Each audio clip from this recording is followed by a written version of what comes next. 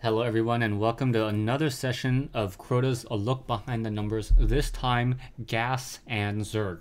Now taking a look at this chart, one of the first things that you'll notice is that not that many units for the Zerg army. So yeah, not that many Zerg units for the Zerg army. Secondly, I didn't include queens and Zerglings as they are mineral only costs. Now, one of the weird things that I've noticed about the Zerg army in general is that trying to figure out their max production, and a lot of how this chart and how things were highlighted red, yellow, green were based upon the max production for these numbers. And what I quickly realized is the max production is generally lower and obvious and made a lot of things turn red when they shouldn't be red. So in this particular instance, the only things that really should be, and the Mutalisk I think should actually be yellow. So I'll go ahead and turn that to yellow and then change this color to black for you. And the Mutalisk should actually be yellow in this particular instance.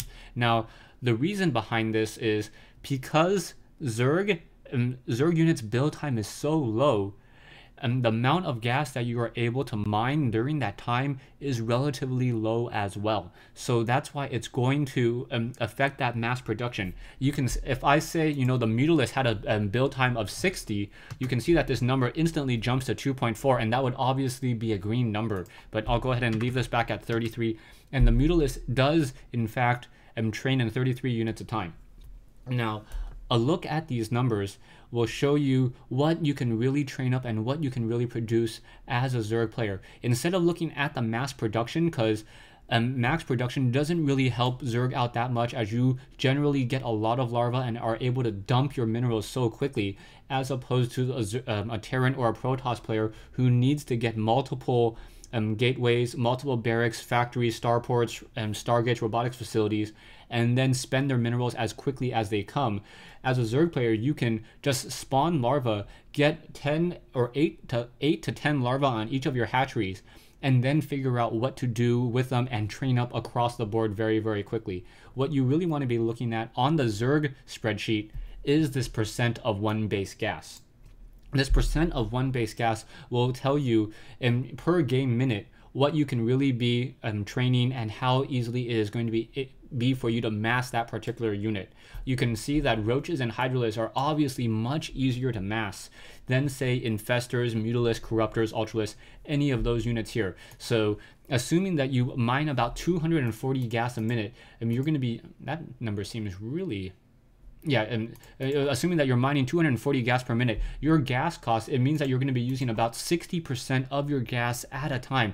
You really cannot be training. If you're hoping to go for mass infestors and are sitting on one base, know that unless you have a large storage of gas, you're going to have a very difficult time trying to mass that particular unit. On top of that, one of the reasons why Mutaling works out so well is because Mutalisks take up 40% of your gas per game minute. Even off of 2 bases, you will not be able to macro up that many Mutalisks that easily. So assuming that you have 2 bases, that means that the most Mutalisks you will be able to train up in a minute is about 5. And then you will also have an excess of minerals. So you want to be dumping those minerals towards Zerglings, a very, very natural counter unit that can also change into Banelings as well and really help you out if you're trying to go up against a Terran player that has a lot of Marines. If you have Phoenixes, you'll obviously have to slow down if you're going up against Phoenixes, you'll have to obviously slow down your Mutalisk production and go for Hydra or even just Infestors. I really like Infestors countering Phoenixes just because they're able to fungal growth and then spawn infested Terran at the same time. Infestor is a perfect counter towards those very, very fast, very mobile Phoenixes. So yeah, take a look at this chart. More important to look up at the percentage of one base gas for Zerg in particular, just because max production doesn't really apply to Zerg nearly as much as it applies to Terran and the Protoss. Thanks for watching. Thanks for listening. If you have any additional questions, let me know. I didn't really know what to answer or what questions I wanted to answer for you guys in terms of gas balance and a look behind the numbers for gas. Thanks for watching.